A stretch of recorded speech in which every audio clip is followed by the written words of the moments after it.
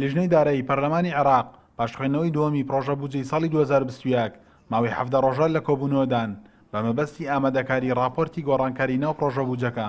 بۆ مەبەستەش 32 کۆبوونەوەیان لەگەڵ تەواوی جونگە ئیداریەکانی حکوومەت ئەنجام داوە.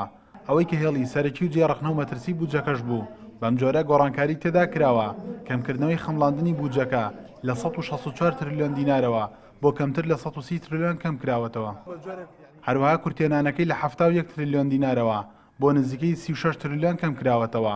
هاوکات باجی سەر موچەی فەرمانبەران بە ڕێژێکی زۆر بەرچاو لابراوە. پرۆژەی بودجە کە لە حکوومەت هات بوو 164 تریلیۆن بوو.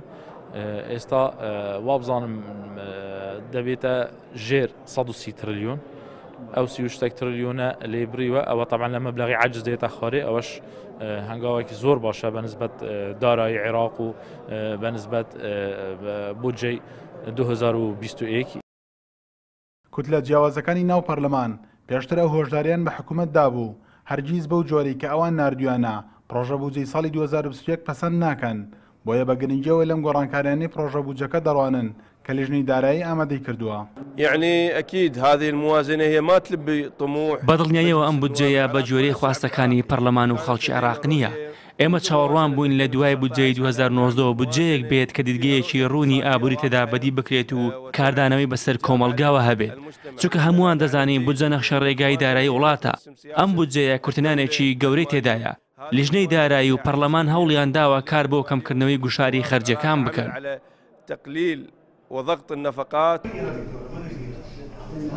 قەرزی پرۆژە بودجەی ساڵی 2021 دەگەشتە 47 تریلیۆن دینار.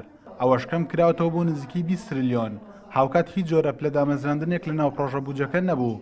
بەڵام بە کۆکردنەوەی ئیمزای پەرلەمانتاران هەوڵدراوە مامۆستای خۆبەخش و گرێبەستی وەزارەتەکان و ئەوانەی کە لە سلکە ئەمنیەکاندان و گرێبەستەکانیان هەڵوەشاوەتەوە بخرێنە نێو ڕەشنووسی پرۆژە بودجەی 2021. لیژنەی داراییش ڕایگەیاندووە کە ناوەڕاستی هەفتەی داهاتوو کۆبوونەوەکانیان کۆتایی پێدێت و پرۆژە بودجەکە ڕەوانی سەرۆکاتی پەرلەمان دەکرێت بۆ پەسەندکردنی. شوان جەباری، کوردستان 24 بەغدا.